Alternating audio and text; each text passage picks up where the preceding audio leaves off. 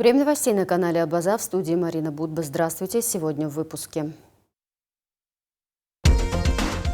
Народный художник Абхазии Батал Джапо продолжает цикл интервью с политическими соратниками первого президента Абхазии Владислава Арденба. Столичный суд приступил к рассмотрению по существу иска журналиста Низ Фаржба к службе госбезопасности Абхазии. Первый роман в стихах в абхазской литературе. Презентация книги Рауфа Джикерба «Полковник Хаджарат Бужба» прошла в Национальной библиотеке. Начнем с официальной хроники. Президент Абхазии Бадра Гунба и вице-премьер Джансух Нанба примут участие в работе Петербургского международного экономического форума, который будет проходить с 18 по 21 июня. Ежегодно он собирает 1000 участников из десятков стран. Приглашение на форум также получили парламент Абхазии, посольство Абхазии в России, арбитражный суд Республики Абхазия. От парламента Абхазии в форуме примут участие спикер Лаша Ашуба и вице-спикер Астамур Аржба. От посольства Абхазии посол Алхаз Квициния, от арбитражного суда председатель Фатима Квициния. Основная деловая часть пройдет в экспофоруме. Здесь будут представлены стенды крупнейших российских компаний, а также выставочные зоны регионов России с акцентом на инвестиционные проекты, туризм и инновации. Главная тема форума – общие ценности, основа роста в многополярном мире. Подписать соглашение о реализации госпрограммы социально-экономического развития Абхазии на 2026-2030 годы договорились президент Республики Бадра Гунба и замминистра экономразвития России Дмитрий Вольвач. Новая программа направлена на устранение инфраструктурных ограничений, создание рабочих мест, повышение качества образования и медицины, поддержку инвестпроектов.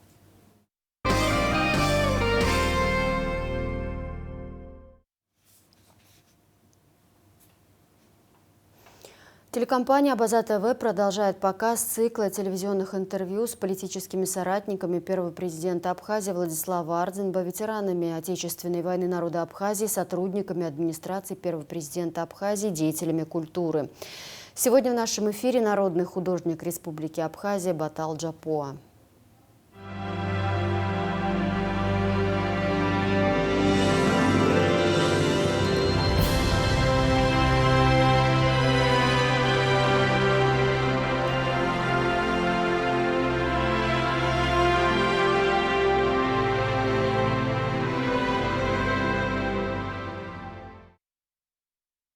Батала Джапо нам справедливо отрекомендовали как абхазского Леонардо да Винчи. К нему заходишь в мастерскую, это не похоже на мастерскую художника.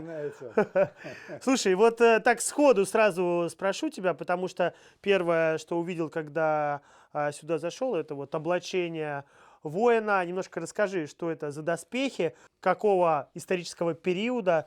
И, в общем-то, ну вот, ты сам это изготавливал, и почему так это для тебя важно и интересно? Ну, бывает, отвлекаешься на побочные какие-то вещи, но которые также обогащают общую нашу как бы такую культуру, освещают ее. Тема, она интересная именно в силу того, что найденные предметы оказались очень оригинальные. Нашел их Юрий Воронов.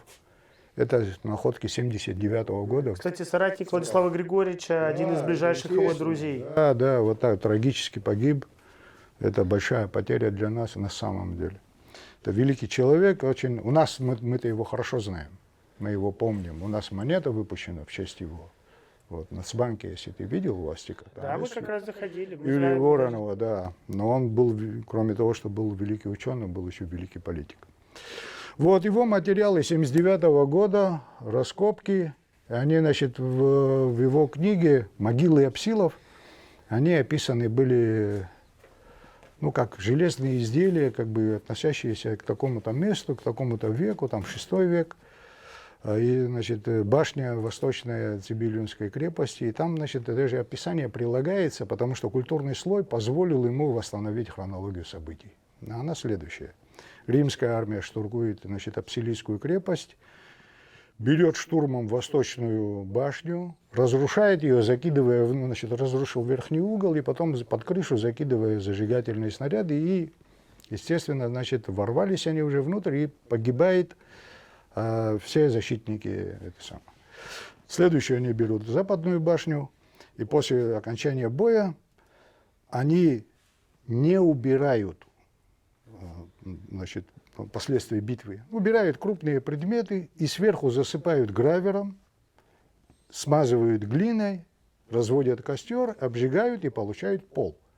Фактически все артефакты, Целые, да? ну, они, конечно, в разорванном виде, потому что там пожар был, но фактически все, они ничего за собой не подмели. Да? То есть все остались вот под этим, значит, слоем гравера и обожженной глины. И потому у нас есть качественный материал, по которому мне удалось уже восстановить абсилийский, он же и абазский доспех. Интервью с народным художником Республики Абхазия Баталом Джапо смотрите в эфире телеканала после выпуска новостей. Международная повестка. Президент США Дональд Трамп во вторник провел совещание с Советом нацбезопасности по конфликту между Израилем и Ираном в ситуационной комнате Белого дома, сообщает портал Axios со ссылкой на осведомленные источники. По информации издания, Трамп досрочно покинул саммит G7, чтобы сосредоточиться на данном кризисе. В беседе с журналистами на борту президентского самолета он заявил ранее, что добивается не перемирия, а реального завершения войны, а окончательного урегулирования иранского ядерного вопроса. Как утверждает издание, в Белом доме обсуждали возможность проведения прямых контактов с Ираном в ближайшие дни, однако сам Трамп дал понять, что решение на этот счет пока не принято. Сухумский городской суд приступил к рассмотрению по существу иска журналиста, учредителя информационного агентства «Аяшара» Нисфа Аршба к службе госбезопасности Абхазии. В рамках первого полноценного заседания стороны изложили свое отношение к иску и задали друг другу вопросы. Подробнее Надежда Боровикова. Адвокат Фрида Лазба вступила в дело о защите чести, достоинства и деловой репутации журналиста Нисфы Аршба в качестве защитника службы госбезопасности. Сторону ответчика также представляют сотрудник СГБ Аполлон Жвания и представитель Минфина Баграт Торчуа. Первой слово предоставили Нисфе Аршба для объяснения ее позиции по исковому заявлению. 16 августа 2024 года я узнала от коллег о том, что служба госбезопасности опубликовала на своем официальном сайте некое информационное сообщение, которое касается меня как гражданки Республики Абхазия, так и СМИ Аяшара, единственным учредителем которого я являюсь. СГБ информирует, что содержание публикации от 12 августа 2024 года в интернет-ресурсе, они даже не удосужились указать, что это СМИ, не соответствует действительности. Какая именно публикация Аяшара и что именно не соответствовало действительности, вся публикация в целом или отдельные ее части СГБ тоже не уточнила. Журналист предположила, что опровержение службы госбезопасности относится к статье под названием «В СГБ Абхазии переполох» и объяснила, почему приняла решение опубликовать этот материал на сайте информагентства. На протяжении недели в СМИ Аяшара, учредителем которого я являюсь, обращались граждане с информацией о том, что на границе ПСО происходят события, связанные с увольнением сотрудников с большим опытом работы. И эти увольнения происходят без объяснения причин и даже без соответствующих оповещений. Стала интересоваться проблемой и узнала из других многочисленных источников, что действительно председатель СГБ Дмитрий Кучуберия вместе со своим первым заместителем Залом Хварцке увольняют без каких-либо видимых причин сотрудникам с большим опытом оперативной не только работы. Более того, одно из увольнений произошло настолько унизительным образом, что это вызвало серьезное негодование у многих сотрудников службы госбезопасности. Прождав некоторое время, я вновь связалась со своими источниками информации, и они подтвердили, что ситуацию разрешить не удалось, так как председатель службы Дмитрий Кучуберия и его первый заместитель Зал Хварцке не пожелали встретиться с сотрудниками лицом к лицу. Это, по их мнению, означает, что услышать своих сотрудников руководство СГБ не собирается и продолжит политику выдавливания из органов госбезопасности опытных сотрудников с безупречным послужным списком. Перепроверив еще раз данную информацию в различных источниках, 12 августа 2024 года я опубликовала ее на ресурсах СМИ Аяшара. Отдельное возмущение журналиста связано с тем, что в опубликованном тексте ее обвиняют в дезинформации и дискредитации СГБ, увязывая это с тем, что она получила отказ в разрешении на выезд в Грузию. Так вот, вместо предоставления конкретных фактов, почему информация о Яшера недостоверная, СГБ умудрилась придумать некую историю про то, что автор публикации, гражданка Нисфа Аршба, якобы просила пропуск для выезда в Грузию, и когда якобы получила необоснованный отказ, так разобиделась на СГБ, что придумала события, которых не было. Становится абсолютно понятно, для каких целей, повторюсь, моя родная служба государственной безопасности создала этот лживый и безобразный текст.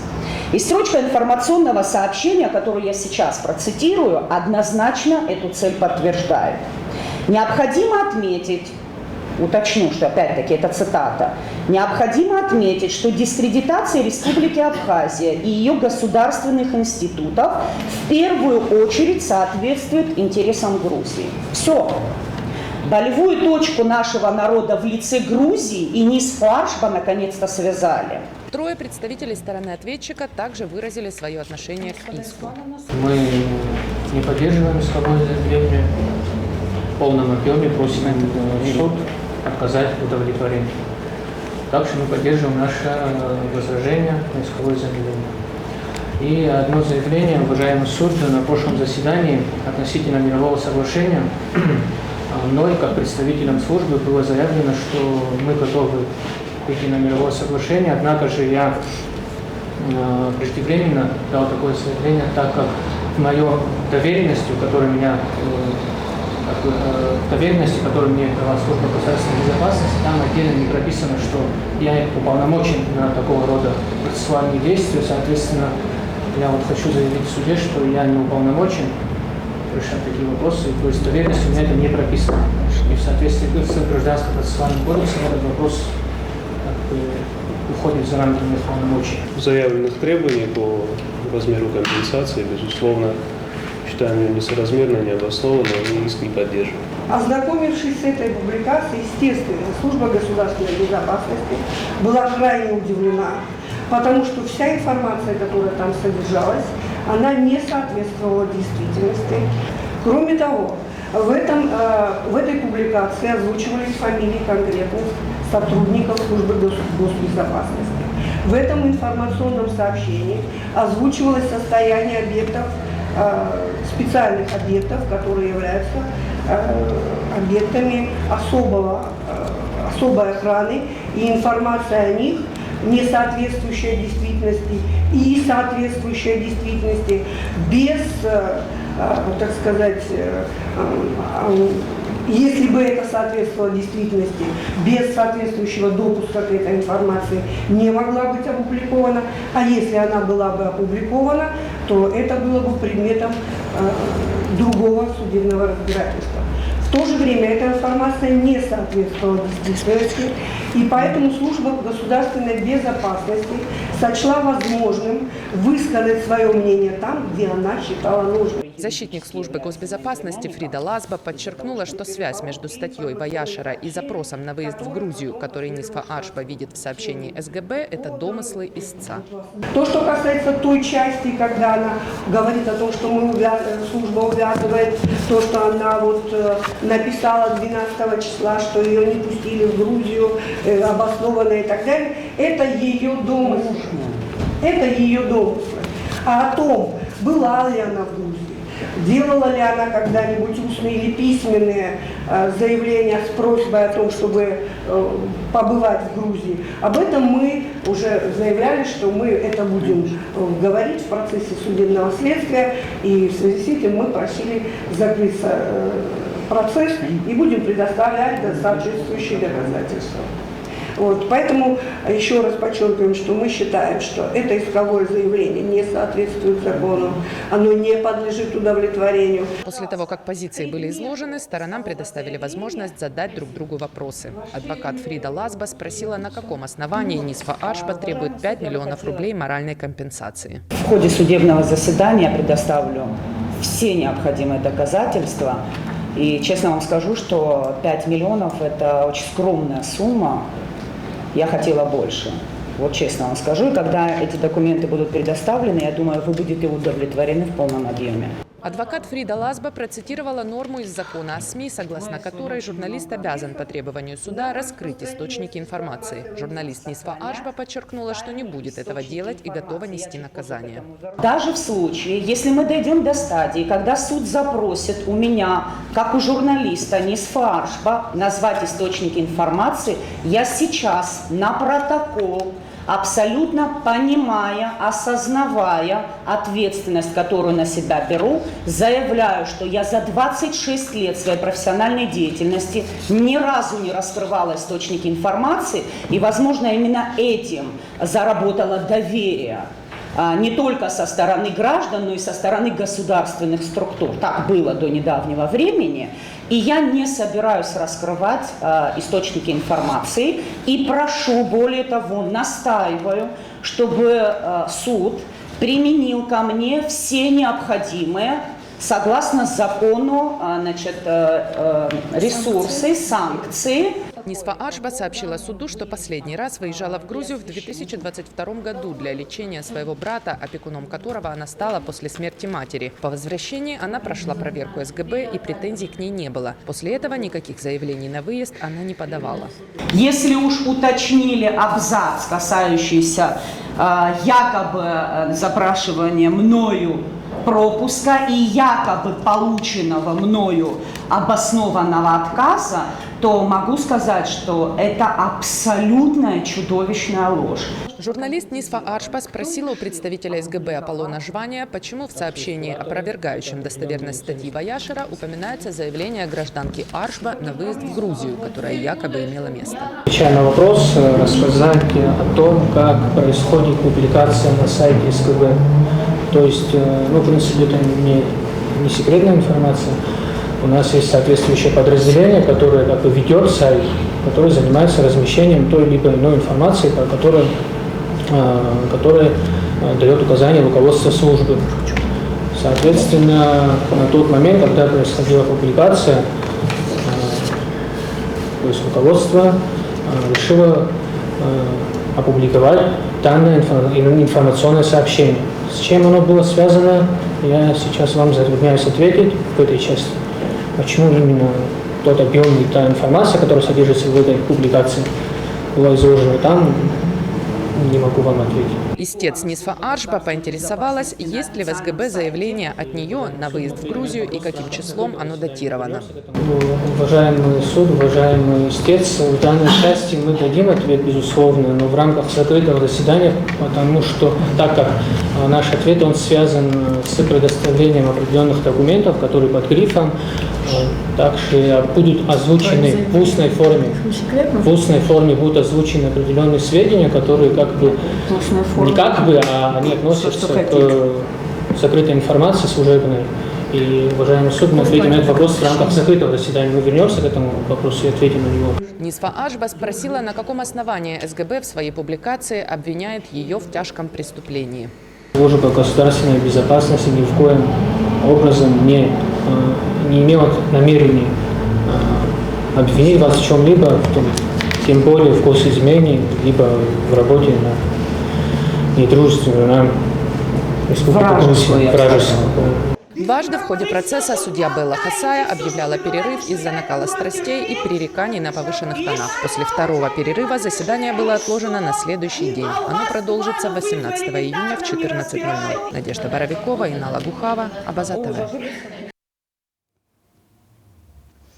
Информация правоохранителей. Житель Новосибирской области Владимир Булава задержан в Абхазии по подозрению в сбытии наркотиков. Смотрите материал пресс-службы МВД.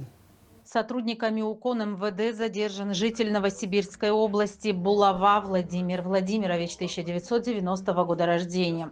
Производить личный досмотр гражданина Булавы. В личном досмотре у нас участвуют граждане, приглашенные в качестве понятых. В переднем кармане носимых шорт на момент досмотра гражданина мы обнаруживаем некий сверток. А что здесь внутри, гражданин? Там наркотические вещества. Поясните, пожалуйста, с какой целью вы приехали на территорию Республики Абхазия, сняли здесь номер? Хотел выходить работать, а в общем, закладки раскладывать.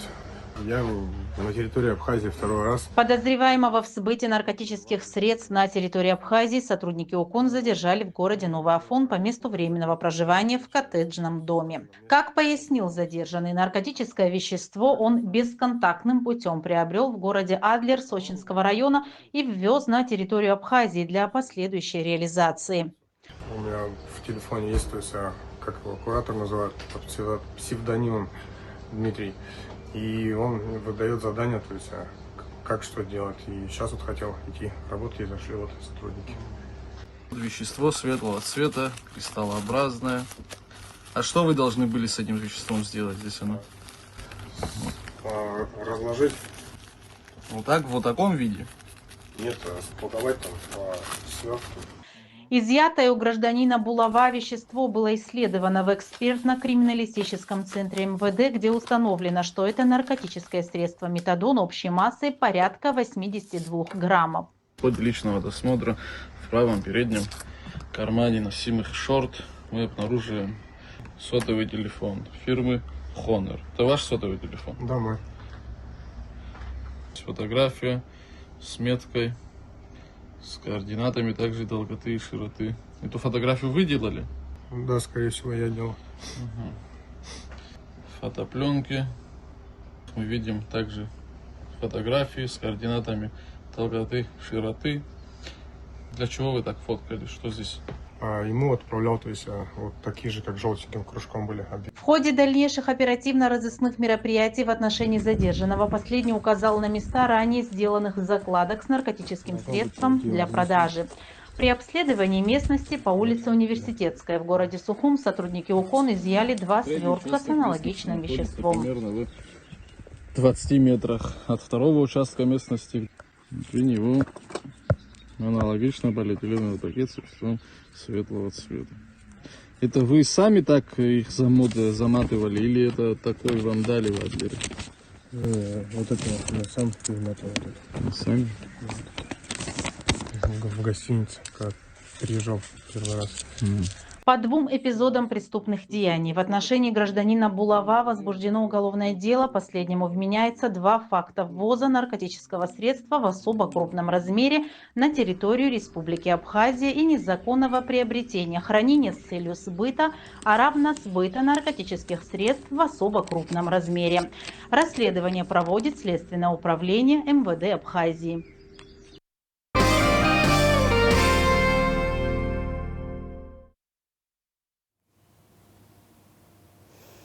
Люди и даты. Сегодня юбилей нашей коллеги, заслуженной журналистки Республики Абхазия Лианы Бжноу, с чем ее поздравляет Союз журналистов Абхазии. Лиана Бжноу – выпускница отделения журналистики филологического факультета АГУ. В 1994 году успешно прошла конкурс дикторов в Абхазской гостелерадиокомпании, была принята на работу. Вначале вела информационные выпуски новостей на абхазском и русском языках на ГТРК. Затем в 2006 году перешла на телеканал Абаза ТВ, где работает и поныне, и стала автором и ведущей телевизионных проектов «Брависсимо», «Постфактум», редактором информационно-познавательного проекта «День в истории Абхазии», ведущей программы «Биографический салон», а также предвыборных дебатов кандидатов в депутаты парламента. Лиана Бжноу является автором и соавтором ряда известных документальных фильмов. С 2007 года по настоящее время Лиана Бжноу работает с народной артисткой Абхазии и России Хибла Герзмава в рамках ее музыкального фестиваля «Хибла Герзмава приглашает». Создан цикл интервью с оперной певицей и гостями фестиваля. С 2017 по 2022 годы Бжноу работала редактором и ведущей русской службы радио «Спутник Абхазии». Является неоднократным лауреатом творческих конкурсов Союза журналистов Республики Абхазия. Союз журналистов Абхазии желает Лиане Закановне крепкого здоровья, новых творческих достижений, успешного служения своей профессии и благополучия. С большим удовольствием присоединяется к поздравлениям и пожеланиям и коллектив Абаза ТВ. К другим темам аэропорт Сухум расширяет географию полетов. 28 июня в маршрутной сети международного аэропорта Сухум имени Ардзинба появится новое направление в Саратов. Полеты авиакомпания «Руслайн» будет выполнять по следующему расписанию. Вылет из Саратова 7:35, прибытие в Сухум в 9:30. Вылет в обратном направлении в 13:05, прибытие в Саратов в 17:00. Время указано местное для каждого аэропорта. Приобрести билеты на авиарейсы на данное направление можно на официальном сайте авиакомпании. Министр культуры Дауркова и заместитель министра Динара Смыр провели рабочую встречу с представителями МЧС Абхазии и сотрудниками вневедомственной охраны. В ходе встречи обсудили вопросы обеспечения безопасности в здании Национальной картинной галереи, расположенной на улице Пушкина, 8. Ранее сообщалось, что ремонтные работы находятся на завершающей стадии. Галерея откроется в конце этого месяца. Сотрудничество Абхазии и России в сфере образования обсудили в АГУ. В рамках рабочей поездки в Абхазию российская делегация, возглавляемая заместителем министра экономического развития Российской Федерации Дмитрием Вольвачем, состоялась серия встреч, направленных на укрепление экономического и образовательного сотрудничества между Абхазией и Россией, сообщает пресс-служба ведомства.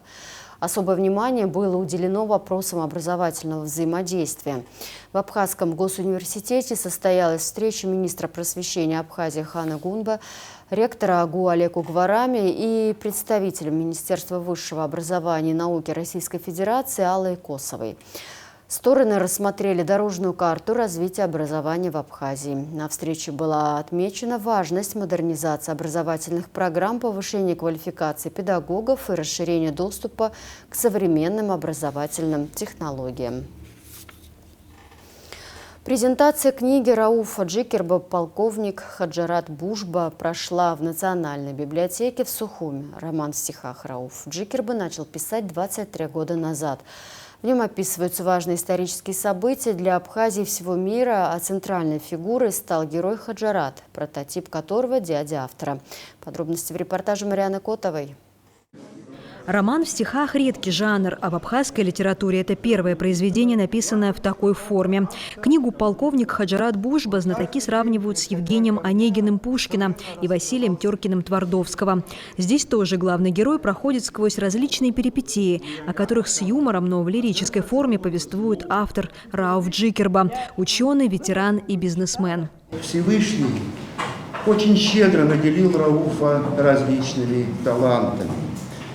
Это талант ученого-историка, историка-исследователя, талант защитника Родины, талант воина и военачальника, талант предпринимателя, организатора производства и, пожалуй, главный талант, если так можно выразиться, талант такой абхазскости, если можно так сказать, талант, основанный на кодексе Апсуара. Ну, кроме этого, еще был у него такой талант, проявленный с самого детства, талант крестьянский, даже сказать, талант пастушеский. Немногие из друзей и хороших знакомых Рауфа знали, что он пишет. Для некоторых его поэтический талант стал открытием. И тут вдруг выясняется, что на определенном этапе наших взаимоотношений, вот за столом, он захотел излить свою душу стихами. Меня это на самом деле немножко удивило, потому что я его знал немножко с другой стороны. Я знал, что он занимался бизнесом, я знал, что он занимался военным делом и был неплохим военным руководителем. Знал, что у него есть масса идей в голове, из которых он не всегда мог выбрать самое рациональное, но выбирал то, что ему по душе было. Вот. И тут он начал читать стихи. Он начал читать стихи, я тоже воспитан, вообще-то говоря, на абхазской поэзии и на классической русской поэзии. Я кое-что в этом, наверное, соображаю и понимаю. И я начал ему давать некоторые замечания. Но я понял, что я не знаю его творчества, и поэтому замечания мне пока давать рано. К тому же я решил ему показать, что я тоже писал стихи. По словам Александра Гулия, полковник Хаджарат Бужба – это почти энциклопедия абхазской жизни. В свое время Евгения Онегина называли энциклопедией русской жизни за хорошо прорисованные персонажи и неприкрытую реальность описываемых событий. Попробуйте вот так вот написать роман в стихах. Вот на русском языке из абхазских авторов я знаю это первое произведение, кто написал роман в стихах. И дело даже не в объеме. Мне тоже приходилось писать, но я, правда, на научную тему писал. Дело даже не в объеме, а в содержании и в том, как это преподносится, идея какая-то вот в этой книге. Я должен вам сказать, что здесь я очень многих узнаю. Я узнаю, конечно, персонажей из античности. Я узнаю, конечно, персонажей советской эпохи. И я узнаю очень многих персонажей, которые окружали его семью, и вообще в Абхазии довольно известные персонажи. И все они выписаны достаточно точно, твердой рукой выписаны. Сам автор, рассказывая о том, как родилась идея написать роман в стихах, подчеркивает, что изначально такого замысла не было. Все выросло из шаржей, поэтических зарисовок и отдельных четверостишей и начало складываться в большое произведение 23 года назад. Да это, наверное, все-таки вначале были какие-то эпиграммы, шаржи. Они были посвящены моему дядю. И как бы немножко, вот 2, 3, 4 строчки, и потом как бы само по себе начала тема развиваться. А сказать, что изначально какой-то замысел был, все произведение, так нельзя сказать.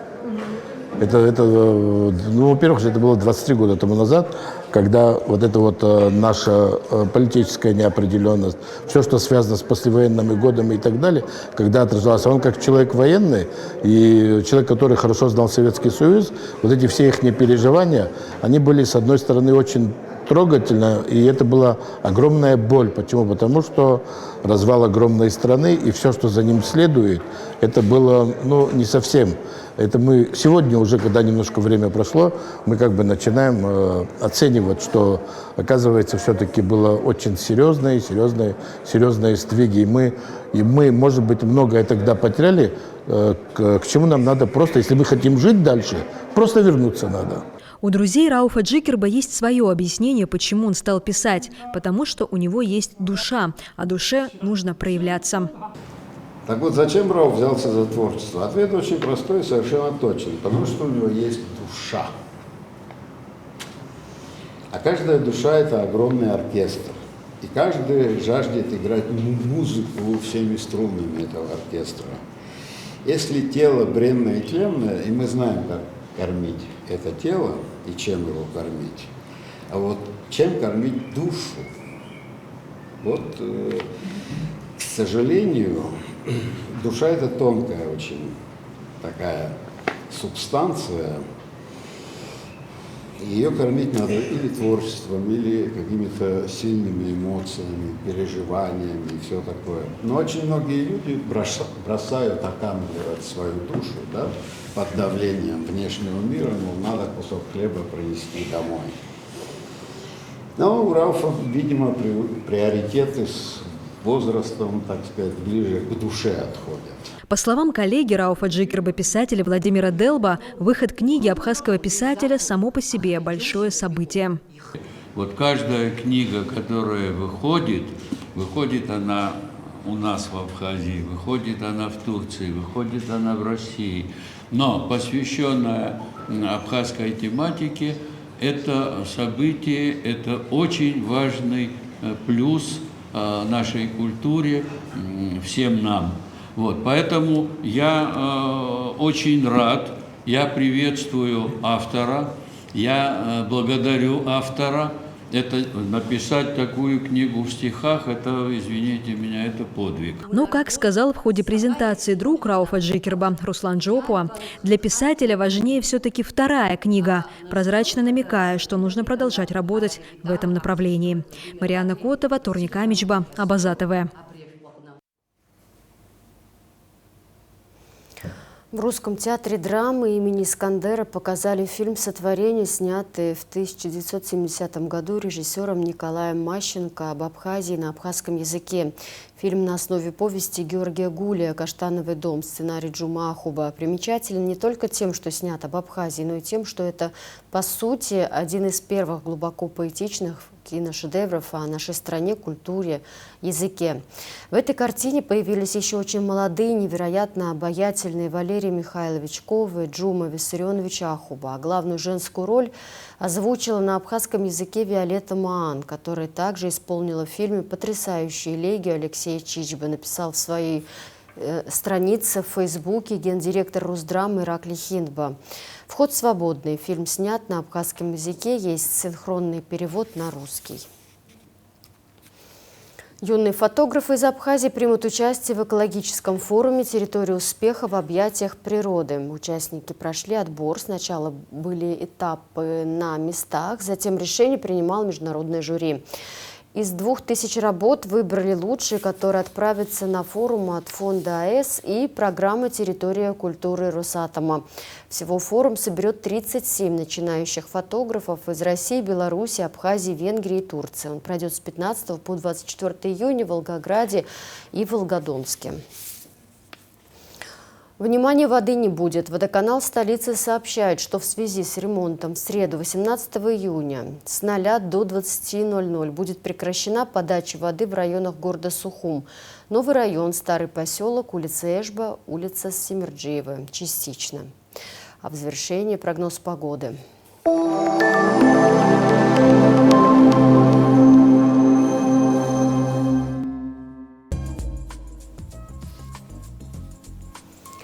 В среду 18 июня в Абхазии ожидается облачная погода с прояснениями. Местами ночью до полудня возможен дождь разной интенсивности, гроза. Атмосферное давление повышенное, ветер слабо умеренный. Температура воздуха ночью 11-16, днем 18-23. Температура морской воды плюс 21. Волнение морской воды умеренное и значительное. Относительная влажность воздуха 60-80%.